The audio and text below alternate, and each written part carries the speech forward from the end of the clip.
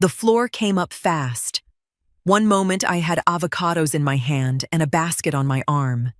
The next, the cold tiles of the produce aisle were pressed against my face, and I could not remember deciding to fall. I heard my basket hit the ground before I felt anything else. The first voice I heard was not a stranger's. It was Gloria Sims, my neighbor of 22 years, crouched beside me with one hand firm on my shoulder and her phone already at her ear. She did not scream. She did not flutter. She looked at me the way a woman looks at someone she has decided she is going to save, and she said, "Stay with me. I've got you." The ambulance came. Gloria rode with me. She held my hand through the emergency bay doors and stayed until the corridor separated us. Then she did what I could not do for myself in that moment. She called my son. She called Broderick twice, left a message, sent a text with the hospital name and my room number typed out clearly. He did not come. My name is Augustina Hargrove. I am 63 years old.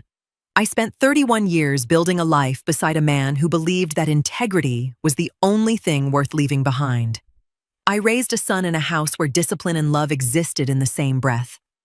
I have buried a husband, managed a company, and carried a family through grief that does not make the news, but reshapes everything it touches. I am telling you this because I need you to understand exactly what kind of woman was lying in that hospital bed, and exactly what kind of son chose not to show up. Before we go any further, drop in the comments and tell me what time you are watching this. I want to know who is up with me tonight. The doctors found elevated blood pressure and exhaustion that had been building quietly for months. Nothing fatal. Everything manageable. The kind of diagnosis that arrives as a warning, not a verdict. They wanted me to rest, to stay, to let my body recover from years of running on sheer will. What they could not treat was what I felt the moment Gloria confirmed, gently and carefully, that Broderick had not responded, not delayed, not on his way, not held up by something unavoidable, simply gone. There is a pain that does not come with tears. It does not arrive loudly or all at once. It moves in slowly, the way cold air moves under a door, quiet, steady, and impossible to ignore once you feel it. I had spent 4 years since Curtis passed extending grace to my son, telling myself he was grieving, that he was adjusting, that the man his father believed he could become was still somewhere inside the one who had stopped trying. That night, alone in a hospital room with monitors beeping and the Birmingham skyline dark outside my window, I felt that grace begin to leave me. I did not chase it. Gloria visited on the 3rd day. She brought fruit and sat with me for 2 hours without filling the silence with things that did not need to be said. That kind of presence is a gift most people do not know how to give. My son gave me 14 days of nothing. Not a call, not a message routed through someone else, not a single word to confirm I was alive and worth the effort of contact. 14 days. And when I finally came home and stood in front of him and asked why, what he said to me made everything that came before it feel like a kindness. By the 3rd day, I had stopped watching the door. That is the thing nobody tells you about abandonment. It does not arrive as one clean blow. It comes in increments. Each hour, your son does not appear quietly confirming what the hour before it already suggested. By day 3, I was not waiting anymore. I was watching, studying, turning something over in my mind the way you turn a stone in your hand when you are trying to understand its weight. The nurses were kind, the kind that comes with training but sometimes exceeds it. One of them, a young woman with natural hair pulled back and careful eyes, stopped at my door on the 4th morning and asked quietly if I wanted her to try contacting my son again. The hospital had a process for that. a welfare call, a gentle nudge from an official number. I told her no. Not because I had given up, because I had already received my answer. A man who does not come when his mother collapses in a supermarket is not being delayed. He is making a choice. And I had spent enough years of my life renegotiating my expectations around Broderick's choices. Delvon called on day 2. He had run daily operations at the company for 11 years, the kind of man who knew every contract, every vendor, every deadline without needing to be reminded. He did not stay on the phone long. He asked what I needed, confirmed that everything at the office was handled, and told me to rest. No performance, no excessive concern. Just a man doing what reliable people do without being asked. He called again on day 9. Broderick did not call at all. I had time in that hospital room to do something I had not done properly in years. I sat with the truth of my life and I looked at it without softening it, not with bitterness.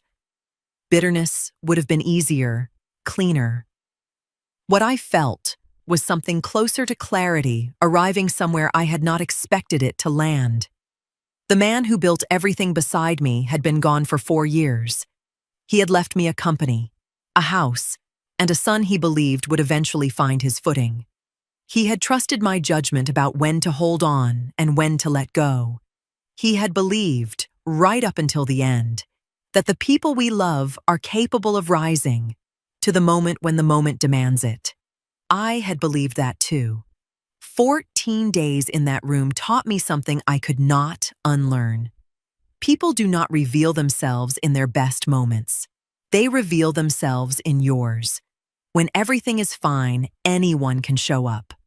When you are on a hospital floor in the produce aisle of a Birmingham supermarket, that is when you find out exactly who considers you worth the drive. Gloria came 4 times.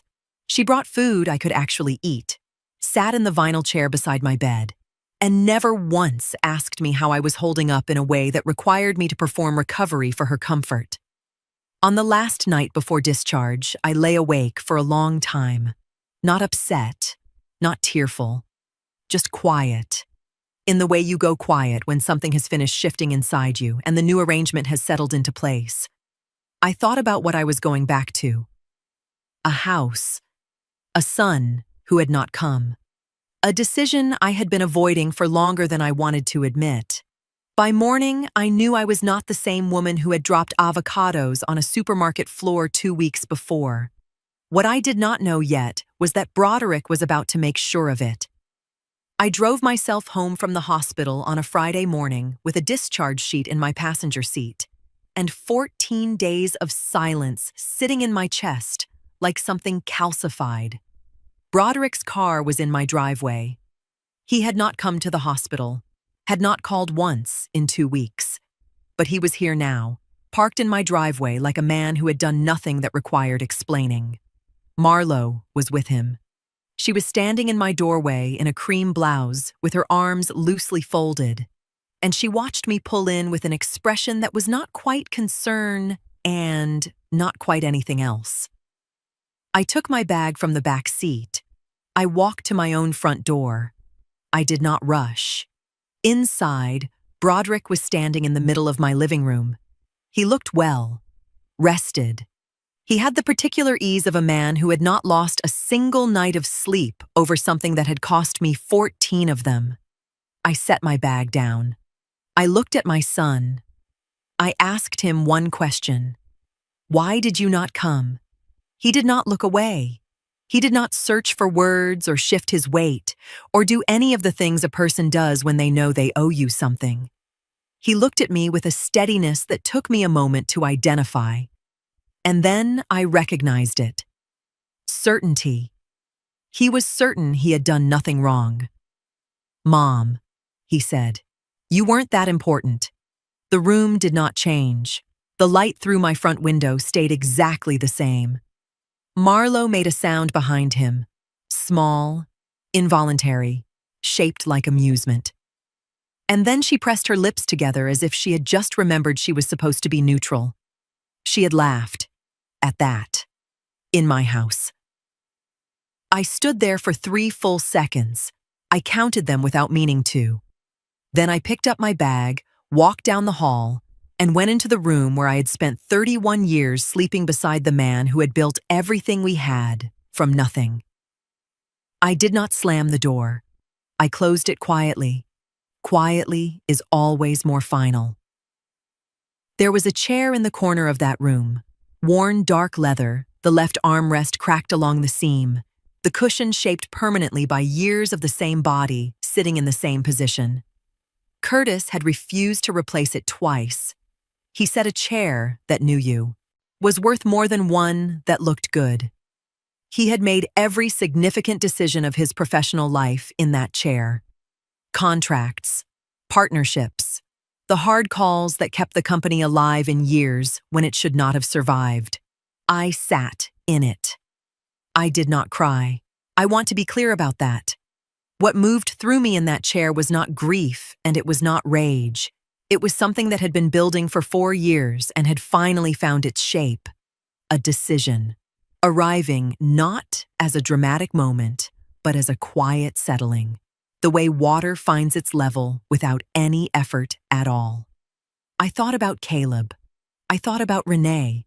I thought about Isaiah, who was 4 years old and had his grandfather's eyes and no knowledge of any of this.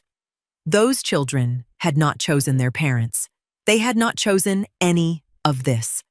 Whatever I decided next, they would not pay for it. That was the only thing I was certain of when I finally stood up from that chair and walked back into the rest of my life. The rest, I had not decided yet. The doorbell rang at 6:43 in the morning. I know the exact time because I had been awake since 5, sitting with my coffee at the kitchen table, the way I had done every morning for 31 years. Old habits do not ask permission. They simply continue. I was not expecting anyone, at least not that early. Broderick and Marlo had been dropping the children off unexpectedly for years now. Not always for trips, sometimes for dinners, sometimes weekends, sometimes because something came up an hour before they needed to leave the house. The assumption underneath it had become so normal over time that neither of them bothered disguising it anymore. I had spent years telling myself it was easier not to argue because the children should never feel unwanted standing on a doorstep. Curtis used to tell me I was making myself too available, not unkind, just too available. He said dependence hardens fastest when gratitude is never required alongside it. At the time, I thought he was being too harsh on Broderick. Standing in my kitchen 7 years later, I understood he had simply been early. But this morning felt different before I even opened the door. I opened it and Broderick was standing on my porch with a carry-on bag over his shoulder and his car keys already in his hand. Marlo was behind him, rolling a second bag toward the trunk with the focused efficiency of a woman running on a schedule. Behind them both, still on the porch steps, were Caleb, Renee, and Isaiah, each one carrying something small, a backpack, a stuffed animal, a jacket that had not been zipped up against the morning cold. Broderick spoke before I could. "We need you to watch them. We leave in 2 hours." Not a question. Not a request. A notification delivered the way you notify a service provider, with the assumption that compliance was already arranged and only the timing needed confirming. I looked at him, then at Marlo, who had finished loading the trunk and was now standing at the passenger door with her sunglasses already on, her attention on her phone. She did not look at me once. I looked at my grandchildren. Caleb was 11. He was watching his father with an expression I recognized, the careful neutrality of a child who has learned that the space between his parents and other people is sometimes unpredictable. Renee was 8, and she was looking at me, not at her parents. Isaiah was 4. He was holding a small cloth elephant by one ear, and he smiled when my eyes reached him because he was 4, and that is what 4 does. Broderick set a folded piece of paper on my porch railing. A resort number, their hotel name, an emergency contact extension. No discussion about whether I was physically recovered enough to handle 3 children after 2 weeks in a hospital bed. No mention of the hospital at all. No acknowledgement that the last time we had stood this close to each other, he had told me I was not important, while his wife found it amusing. He said, "We'll be back next week." Then he walked to his car. Marlo got in without turning around. I stood in my doorway and watched them pull out of my driveway, and I felt something I had not anticipated. Not anger. Anger would have been manageable, not hurt. I had already processed that particular wound in a hospital room over 14 days of silence. What I felt was clarity. The clean, sharp kind that only arrives when something that has been complicated for a very long time suddenly becomes simple.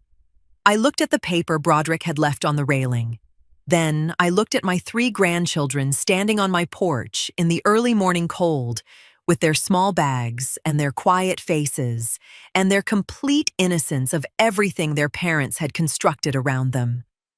I stepped back from the door. "Come inside," I said. "I'll make breakfast." Caleb picked up his bag. Renee took Isaiah's hand. They filed past me into the hallway, and I closed the door behind them, not hard, not soft, just closed, and stood for a moment with my hand still on the handle. Hawaii. They were going to Hawaii.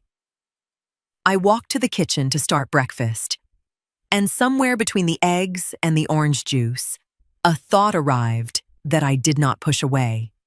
I knew exactly who to call. The children were settled in the living room with the television on low when I walked to the back of the house and picked up my phone. I did not pace. I did not rehearse what I was going to say. I had learned a long time ago that the most consequential decisions do not require ceremony. They require clarity. And I had clarity now in a quantity I had not possessed in years. Dexter Calloway had been my estate attorney for 7 years. He had sat across from me in his office on 4th Avenue 3 weeks after Curtis's funeral, with a folder of documents and the particular gentleness of a man who understood that grief and legal obligation do not wait for each other. He had helped me restructure everything after Curtis passed: power of attorney, financial instruments, account access. He knew the full architecture of my life better than anyone alive. When he answered, I did not apologize for the early hour. "Dexter," I said, "I need you to cancel the card." There was a brief pause, not confusion, recognition. He knew exactly which card. Broderick's name was on it, but mine was the account. Had always been my account. A supplemental card I had issued from my own financial holdings after Curtis died, because I believed my son needed temporary support while he stabilized himself. Temporary had quietly become 4 years. Broderick had never handled payroll, never sat in contract meetings. Curtis had tried more than once to bring him deeper into operations before he passed, but Broderick preferred the visible parts of the company: client lunches, site walkthroughs, introductions where people shook his hand because of the name attached to his. He had mistaken proximity to the structure for understanding how the structure actually held itself up. He had been standing on that bridge for 4 years without once looking for the other side. "The monthly transfer as well," I said. I did not call it a salary this time because legally it was not one. The money Broderick received every month had never come through Hargrove Supply payroll. It came from my personal family account by automatic transfer on the first business day of every month. No contract, no employment guarantee, no written entitlement of any kind. Just a standing instruction I had never canceled because grief had made me softer than wisdom should have allowed. Dexter said he would handle both before noon. I thanked him and ended the call. I stood in the hallway for a moment with the phone still in my hand. I was not trembling. I was not second-guessing. I was aware, with a precision that surprised even me, of exactly what I had just set in motion. Somewhere over the Pacific Ocean, or checking into a resort soukite with ocean views, Broderick was moving through his day with the confidence of a man who believed his access was permanent. It was not. The hotel would likely authorize the room at check-in because the hold had already processed before departure. The problem would come later. Dinner, excursions, resort charges, anything requiring additional authorization after the cancellation finalized. That was when the card would fail. I did not feel satisfaction about that. What I felt was simpler and harder to name. The particular stillness of a woman who had finally stopped absorbing consequences that were never hers to carry. I walked back to the kitchen. Caleb was at the counter now, watching me with the quiet attentiveness of an 11-year-old who understood more than he was supposed to. Renee had brought Isaiah in from the living room. They were all three at my kitchen table, small and warm and completely unaware of what their grandmother had just done on the other side of the house. I opened the refrigerator. "Eggs or pancakes?" I said. "Pancakes," Isaiah said immediately. I smiled, the first real one in weeks, and reached for the flour. Whatever was coming, it was already in motion, and I had pancakes to make. The first decline happened at dinner. I know this because Broderick called at 7:14 in the evening Hawaii time, which made it 11:14 at night in Birmingham. And I was sitting in the armchair beside the bedroom door, listening to Caleb, Renee, and Isaiah breathe in the slow, steady rhythm of children who had no reason not to trust the world completely. I watched his name light up my screen. I set the phone face down on the side table and went back to listening to my grandchildren sleep. He called again at 7:19, 7:23, 7:31. Each call arriving with the particular urgency of a man who had never once considered that the person he was calling might have a reason not to answer. Then the texts started. "Mom, call me now. What did you do? The card isn't working. Call me immediately." I read none of them fully. The preview on the screen was enough. I had a reason. What I imagined, and I allowed myself this just once, was the moment the card came back declined at that dinner table. The server returning with the same card and the same practiced, careful expression that servers use when they need to tell a guest something the guest is not going to want to hear. Broderick's jaw tightening. Marlowe's eyes moving toward him with a question she already knew the answer to. The quiet that falls over a table when a private humiliation lands in a public space. He would have tried it again. People always do. They hand the card back and say try it again as though the machine made a mistake the first time. It did not make a mistake. What Broderick had probably not realized, because he never concerned himself with details until they became emergencies, was that the resort had already placed a substantial hold on the card when they checked in. The cancellation would not reverse charges already authorized. It would stop anything new. Dinner, excursions, transportation, additional room charges, anything requiring fresh approval. That was where the floor disappeared beneath him. By the excursion desk the next morning, it would have become undeniable. Resort activities, a boat tour, a sunrise drive up to the volcano, none of it accessible without a valid authorization. The woman behind the desk would have smiled apologetically while explaining that the payment method on file needed updating before any bookings could proceed. Broderick would have checked his personal account then. And that was where the real panic started. Because the monthly transfer had not hit that week either. I knew my son well enough to understand the shape of the mistake he had made over the years. He had not built savings around independence. He had built his lifestyle around continuation, around the assumption that what existed today would exist tomorrow because it always had before. That assumption was dying in Hawaii. The calls came through the night in waves, 7 of them before midnight, 11 more between midnight and 2 in the morning. Somewhere around 1:15, another text came through. "Mom, please answer the phone." Not anger anymore. Fear. I stopped counting somewhere after the 40th call because the number had already told me everything I needed to know about how that resort room felt right now. 66 calls in 24 hours. I answered none of them.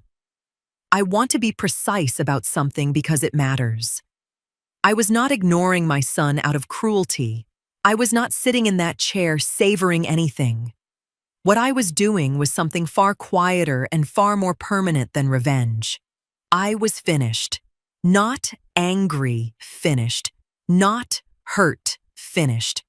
Finished the way a door is finished when the lock has turned and the hand has left the handle and the person on the other side has simply run out of options. That is a different kind of finished entirely. Around 2 in the morning, Isaiah turned over in his sleep and made a small sound, and then settled again. I pulled the blanket up at the foot of his bed and stood there for a moment in the dark. 66 calls. 14 days of silence when I was the one in the hospital bed. I walked back to my chair and sat down and closed my eyes. There was one more call I needed to make. Not tonight, but soon.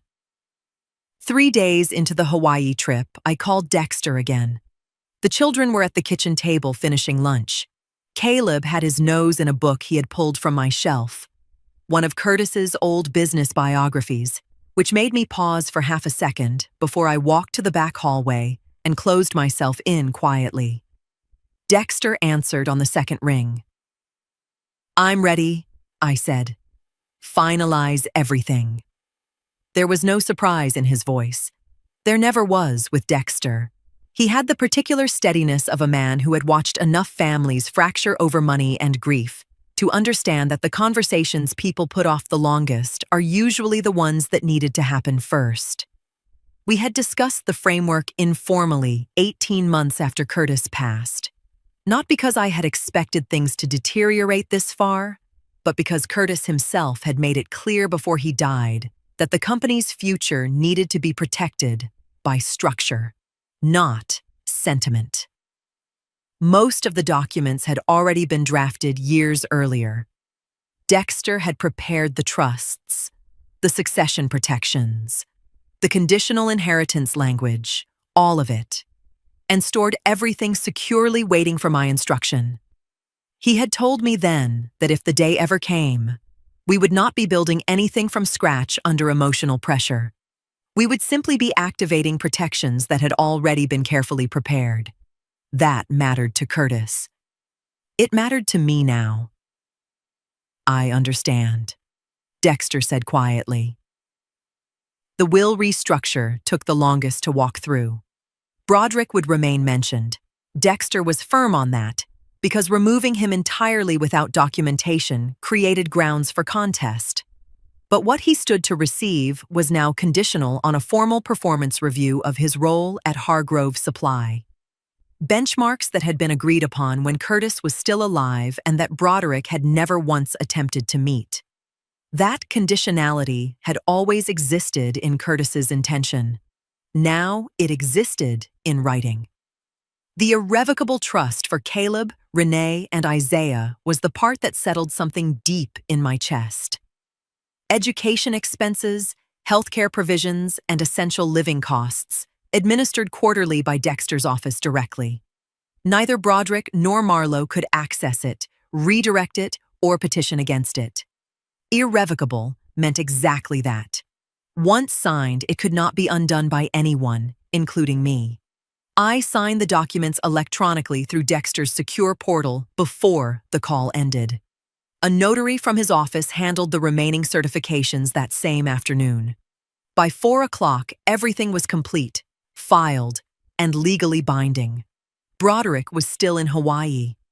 I thought about that for a moment. Him somewhere on that island, furious and financially exposed, operating under the assumption that the worst thing that had happened was a canceled card. He did not know that while he had been calling me 66 times, I had been making sure that the architecture of everything he expected to inherit had been quietly and permanently restructured. He thought I had made one move. I had made two. I walked back to the kitchen. Renee had finished eating and was helping Isaiah with the last of his sandwich with the patient authority of an 8-year-old who had appointed herself responsible for her little brother. Caleb had not moved from his book. I stood in the doorway and looked at the three of them for a moment. Whatever Broderick and Marlowe came home to next week, the anger, the demands, the threats they had not yet made but were already forming somewhere over the Pacific, these three children would be protected from all of it. Not by hope, not by my goodwill, by documents that were already signed and already filed and already real. That was the only thought that mattered. I started clearing the lunch dishes and let the quiet of the afternoon settle around us like something earned. They did not call before they came. I heard the car door first, that particular slam that carries aggression before a single word is spoken. Then footsteps on the porch, fast and deliberate. Then the knock, which was less a knock than a statement. I was in the kitchen. I dried my hands on the dish towel, set it on the counter, and walked to the front door at my own pace. Broderick was already speaking before I had it fully open. "What did you do?" Not a question. His voice was tight and high in the way voices get when rage has been compressed for several hours inside an airplane cabin with nowhere to go. He was still in his travel clothes, wrinkled shirt, jaw unshaved. And his eyes had the particular look of a man who had spent a long flight rehearsing a confrontation he believed he already understood. Marlowe stood 2 steps behind him, arms crossed, jaw set. But there was strain around her eyes now that had not been there before Hawaii. Fatigue, embarrassment, something rawer than anger sitting just beneath the surface. I stepped back from the door. "Come in," I said. "I'll make coffee." Broderick walked in without responding. He moved to the center of my living room and turned around, and I understood then that he had staged this moment in his mind during those hours on the plane. The position, the posture, the opening accusation. "You canceled my card," he said. "You stopped the transfers. Do you understand what you did to us out there?" I went to the kitchen and started the coffee. He followed me to the doorway. The volume of his voice increased in the way it does when the person being addressed refuses to react at the level the speaker requires. "I am talking to you. We got locked out of 2 excursions because the card failed. Do you know how humiliating that was? I had to borrow money from Marlowe's cousin just to cover the remaining hotel balance before checkout." There it was. Not just anger now. Exposure. Marlowe looked away at that part. Just briefly. But I saw it. The long flight home had not been peaceful between them. I said, "I'm talking to you." I set 2 mugs on the counter. "The coffee will be ready in a few minutes," I said. "Mom." I turned and looked at him. Not with anger, not with coldness. I simply looked at him the way you look at something you are finally seeing clearly after years of insisting on blur. He stopped. That was the moment. I watched it happen. The silence he had not planned for. He had prepared for tears, for apology, for argument. He had not prepared for this. For a woman standing in her own kitchen, completely still, completely composed, who had already finished the conversation he thought he was starting. Marlowe had moved to the living room doorway. Her arms were no longer crossed. Something in my stillness had shifted the temperature of the room, and she could feel it even if she did not yet understand what it meant. Broderick tried again. His voice dropped this time, which was more unsettling than the volume. I have rights, he said. That company belonged to my father. I poured the coffee. Sit down, Broderick, I said quietly. He did not sit, but he did not speak again either. He stood in my kitchen doorway in his wrinkled travel clothes, with 4 years of assumptions beginning to collapse somewhere behind his eyes, and no language yet for what was happening to him. And for the first time since Curtis died, I think my son understood that access and ownership were not the same thing. The coffee was hot, the house was quiet, and I had not yet told him a single thing he actually needed to know. He did not sit down. He stood in my kitchen doorway and pulled out his phone and held it up the way people do when they want the device itself to carry the threat before the words do. I have a lawyer's number right here, he said. I will call him today, and we will sort out exactly what I am entitled to from my father's estate. I picked up my coffee mug and moved to the kitchen table. I sat down. I set the mug in front of me with both hands wrapped around it, and I looked at my son, and I listened. He took my silence as an opening. The next 20 minutes were the most revealing of Broderick's life, not because of what he threatened, but because of what his threats exposed about everything he had assumed and never once verified. He talked about the company the way a man talks about something he has already decided belongs to him. My father's name is on that building. My father built that from nothing. I have been part of that company for 4 years, and I have rights that cannot just be erased because you are angry. I was not angry. But I did not correct him on that. He talked about the estate, about documents he intended to have reviewed, about how money paid consistently for 4 years created obligations that could not simply disappear overnight. He used phrases that sounded recently borrowed, legal language picked up from internet searches or hurried conversations with people equally unfamiliar with what they were discussing. And listening to him, I understood something clearly for the first time. Broderick genuinely believed he understood the structure he had been standing inside. The problem was that Curtis had never fully let him near the parts that mattered. Broderick had shadowed client meetings, attended vendor lunches, walked through warehouses with managers who treated him respectfully because he was Curtis Hargrove's son.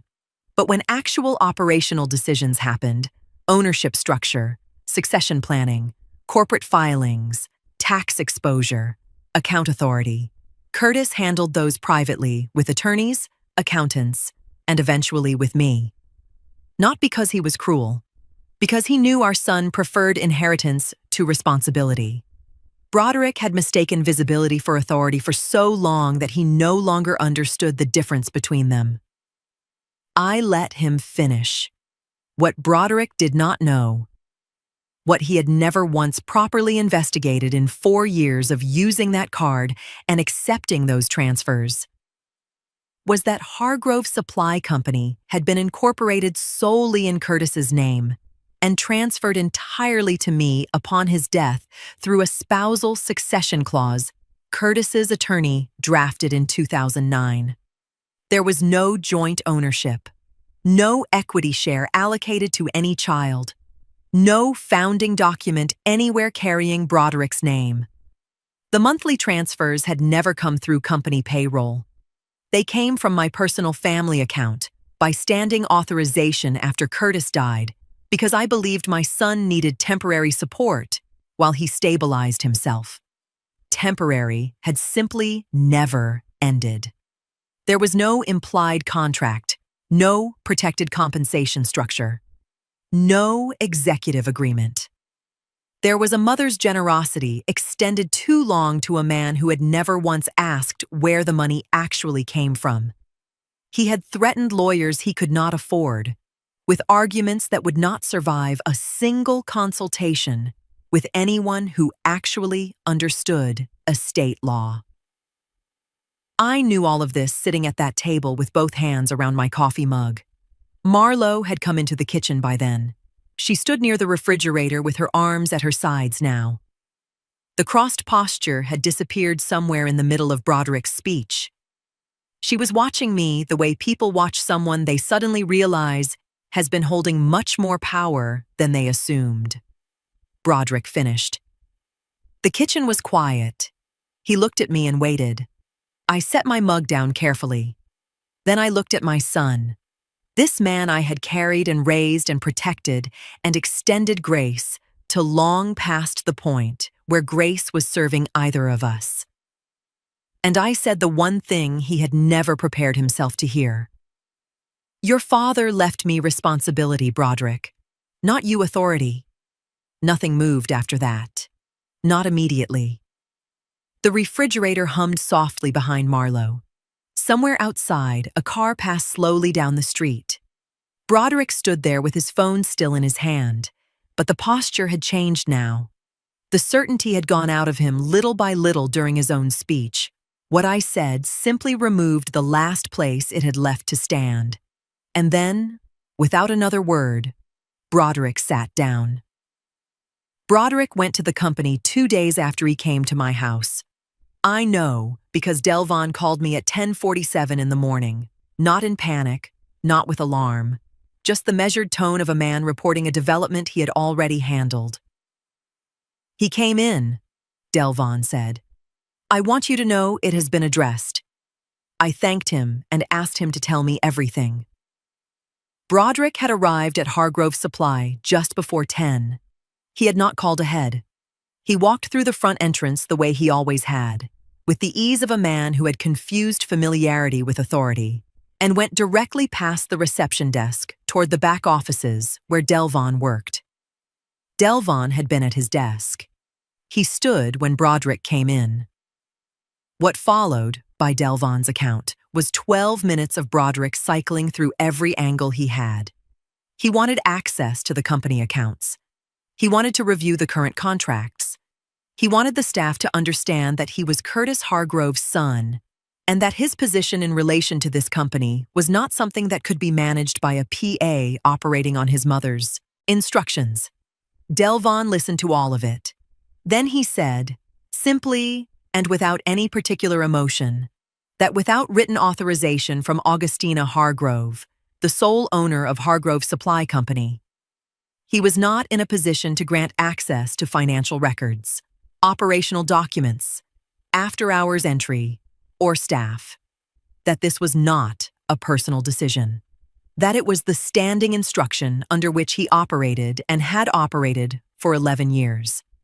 That if Broderick had concerns about that instruction, he was welcome to take them up with Mrs. Hargrove directly. Broderick told him that his father built this company.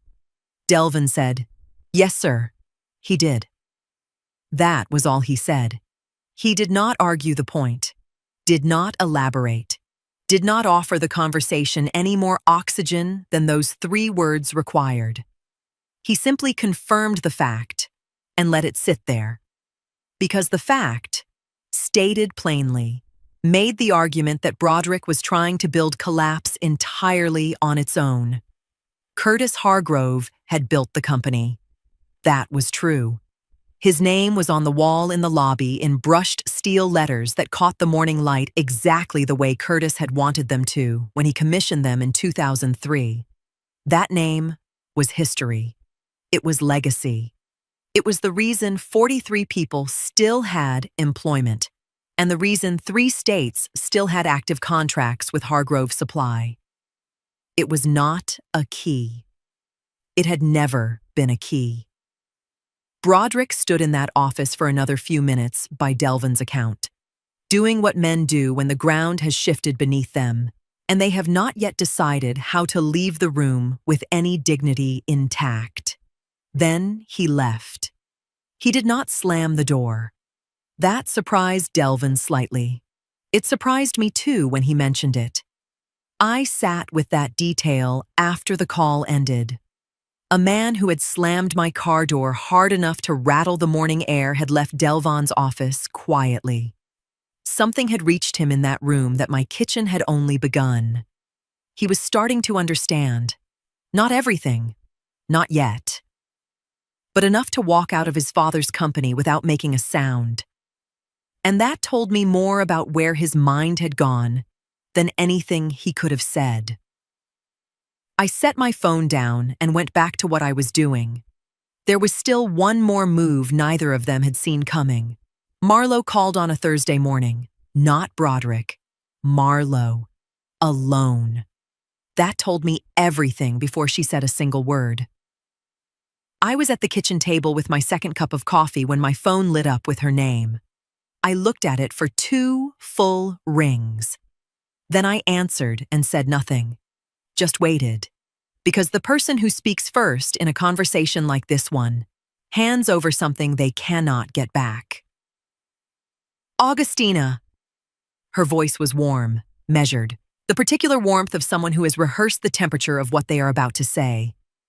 I just wanted to call and check on you. Personally.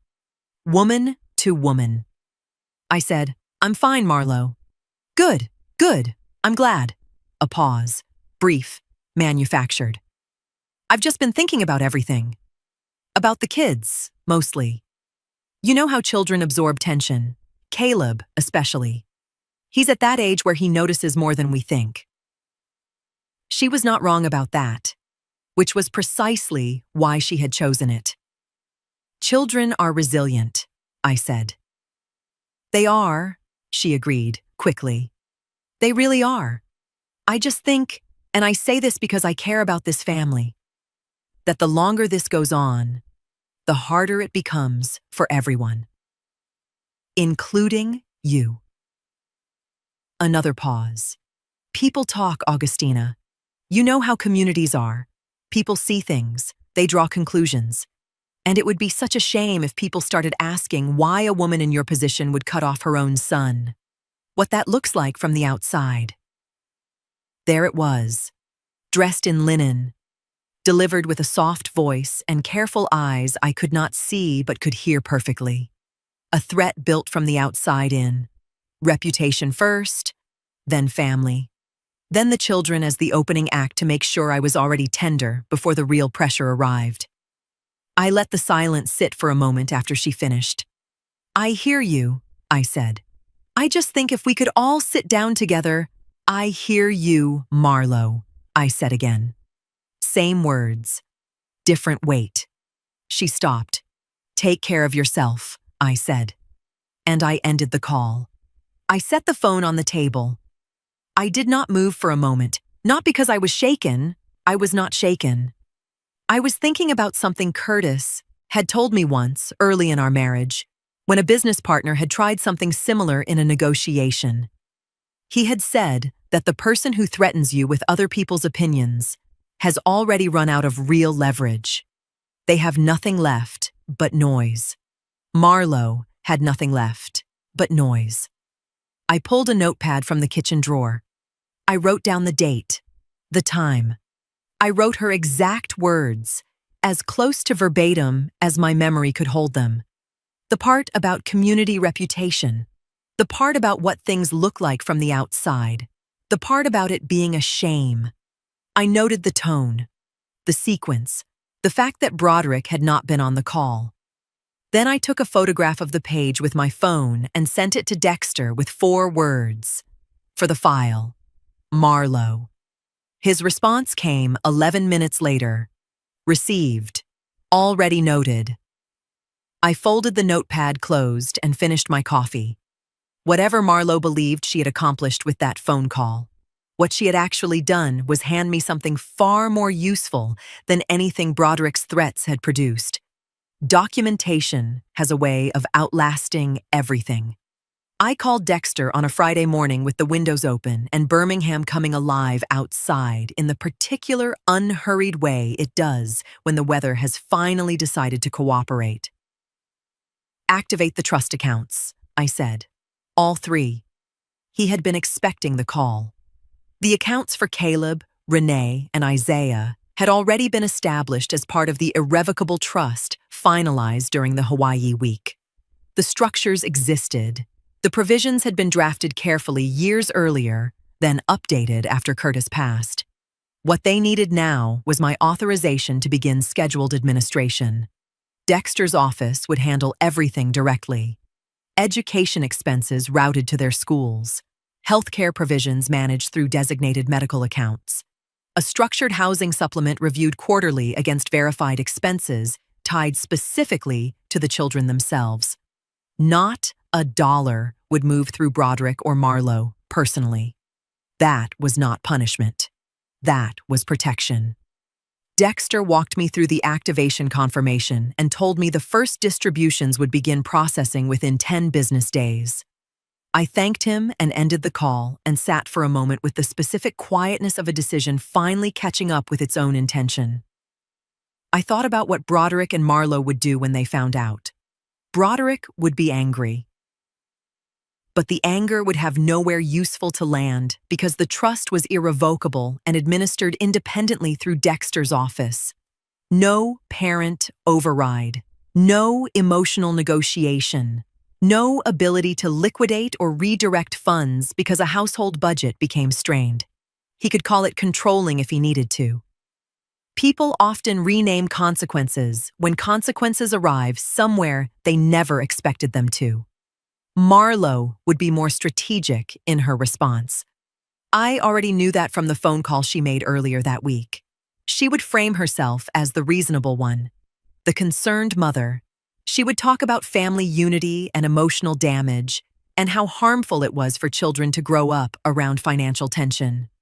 What she could not change was what this actually was: structure. Caleb would go to college whether his parents planned responsibly or not. Renee would see doctors when she needed them without those appointments becoming negotiations against overdue balances or household stress. Isaiah, 4 years old with Curtis's eyes and no understanding yet of any of this, would grow up with stability that did not rise and fall based on adult pride. Not luxury, not indulgence, stability. That distinction mattered to me more than either of them would ever understand. I had not done this to hurt Broderick. If hurting him had been the goal, there were crueler ways to accomplish it. I had done this because I spent 14 days in a hospital bed with nothing to do except think honestly about what happens to children when the adults responsible for them confuse dependence with provision and entitlement with security. Love without structure is sentiment. And sentiment does not pay tuition invoices. It does not maintain insurance coverage. It does not survive economic pressure or resentment or the slow collapse of a marriage already straining beneath things nobody says out loud at dinner tables.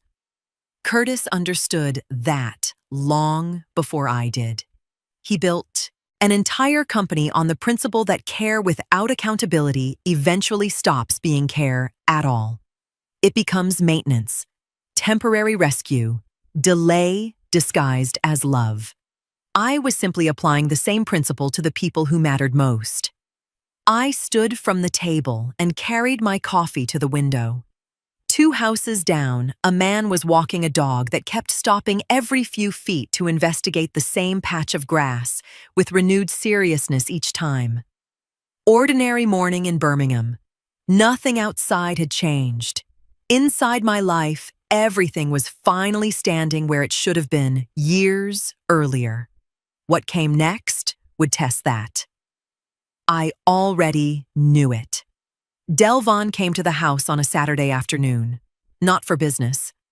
I had called him, something I had not done before outside of company matters, and asked if he could come by.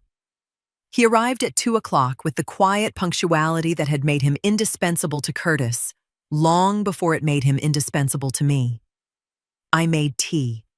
We sat in the living room, and then I told him what I had never told anyone.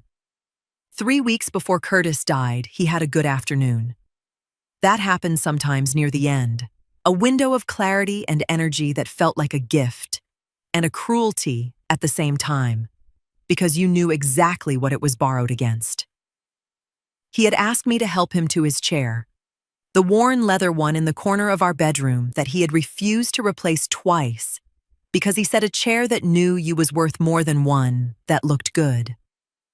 I helped him into it and pulled the small ottoman close and sat beside him, and he talked for almost an hour. He talked about the company, about what it had taken to build it and what it would take to keep it. About Delvon. He said Delvin understood the work in his bones, and that I should never let pride or family pressure compromise that. He talked about Birmingham and the contracts and the things he wished he had documented more carefully while he still had time. And then he talked about Broderick. He did not do it with bitterness. Curtis was not a bitter man. He did it with the particular sorrow of a father who had watched his son choose comfort over character for long enough to understand that the choosing had become the character. He said Broderick was not ready. That the company needed someone who had earned the right to carry it, not someone who was simply present when the man who built it stopped breathing. He said he was leaving everything to me because he trusted my judgment above any document and above any timeline.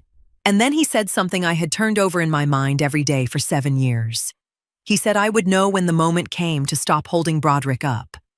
That I had always known things before they needed to be acted on.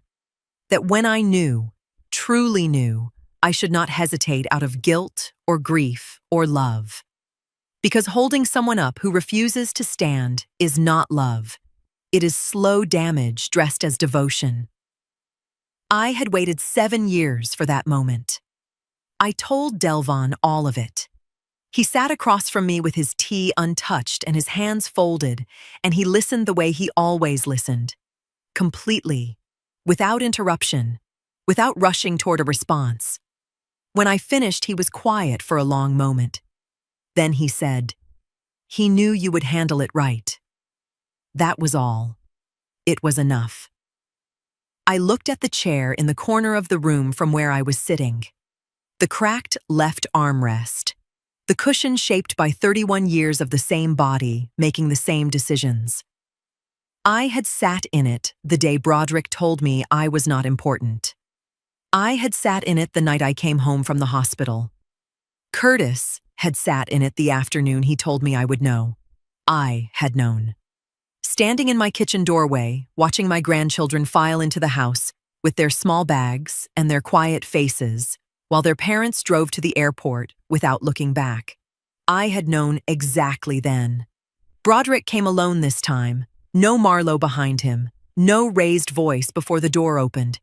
He called ahead, which was itself something new, and asked if he could come by. I said yes, and set 2 cups on the table before he arrived, because I already understood what kind of conversation this was going to be. He looked different at the door, not smaller exactly, but reduced in the particular way a man is reduced when the thing he has been standing on turns out not to have been solid ground. His shirt hung looser than it had 3 weeks earlier. There were dark crescents beneath his eyes that no amount of sleep from one night could fix. He looked like someone who had been moving through too many quiet rooms with too much time to think inside them. I let him in. He sat at the kitchen table without being asked. That was new too. I poured the coffee and sat across from him and waited.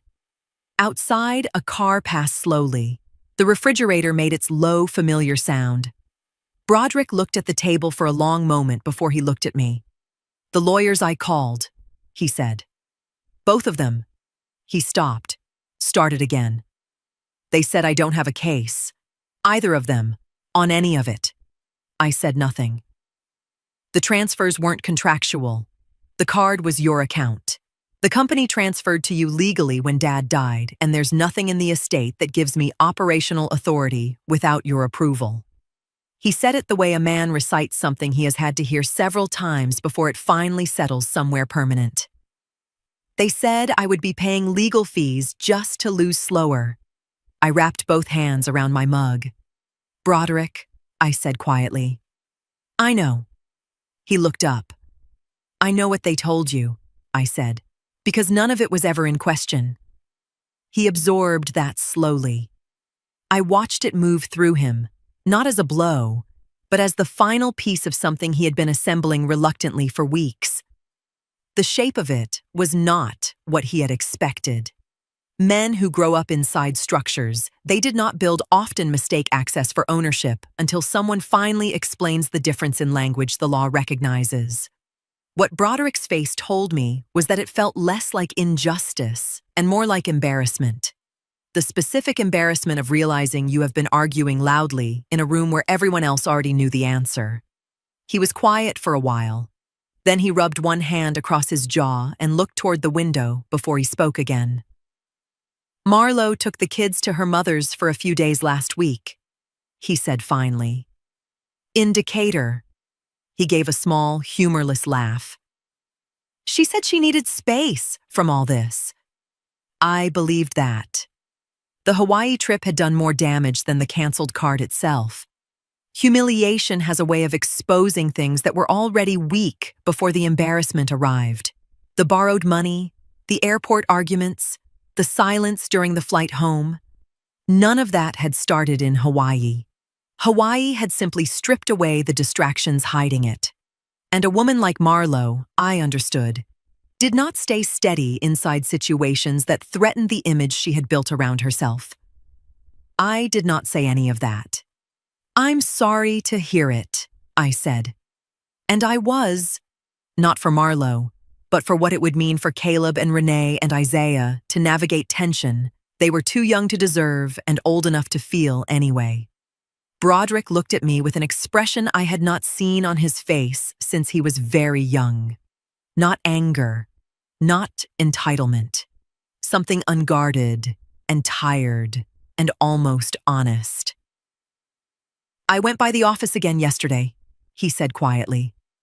Just to talk to Delvon. I waited. He offered me a junior operations position if I want it.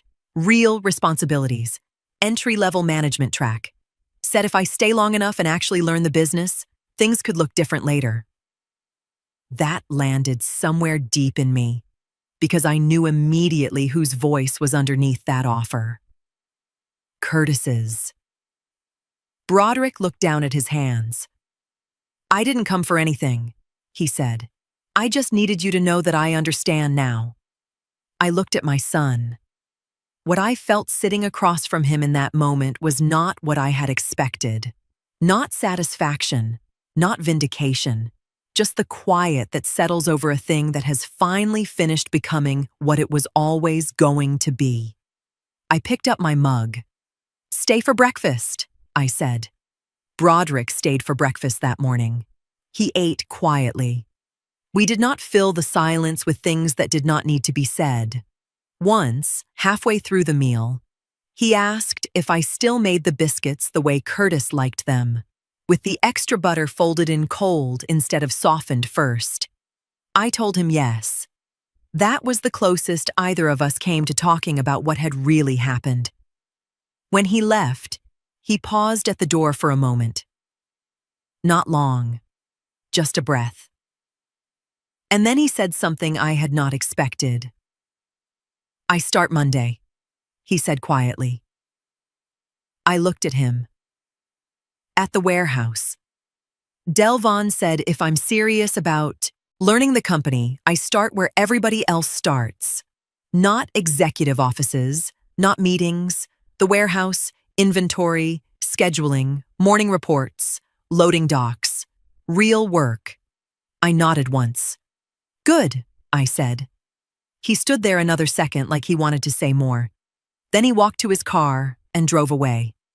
I stayed in the doorway until he turned the corner, and then I closed the door and stood in my hallway, alone, with the particular stillness of a house that has finally exhaled. I thought about what the last several weeks had cost, not financially, that accounting was clean and already settled. I mean the other kind of cost. The kind that does not appear on any document Dexter files or any trust account he administers. The cost of watching your child reveal himself to be someone you did not raise him to be. The cost of understanding that grace extended past usefulness eventually stops being kindness and becomes erosion. That cost was real. I did not minimize it. But I thought also about what had been protected. Caleb would go to college. Whatever happened between his parents, whatever instability followed Marlo leaving for periods of time, whatever shape that marriage eventually settled into, his education was already secured and already beyond anyone's reach but his own.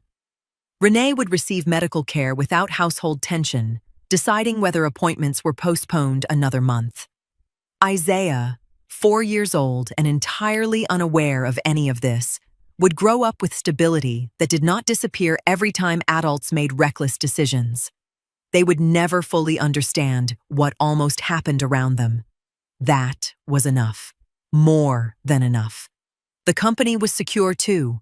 Delvon would continue carrying it the way he always had, with the quiet competence of a man who understood that good work does not require performance.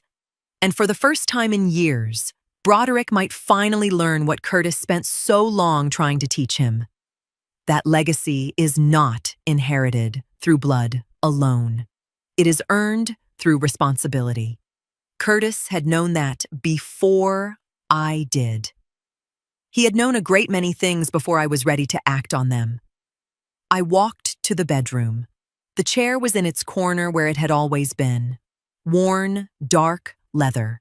The left armrest cracked along the seam, the cushion shaped permanently by the body of a man who had spent decades thinking carefully before he moved decisively. I had sat in this chair the day I came home from the hospital and felt something shifting inside me that I did not yet have language for. I had sat in it again the morning I understood exactly what Curtis had been trying to prepare me for all along. I sat in it now, and I noticed something I had not expected. It felt lighter. Not the chair. The chair was exactly what it had always been.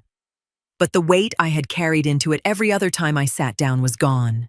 That invisible exhaustion of holding someone upright while pretending the effort cost nothing.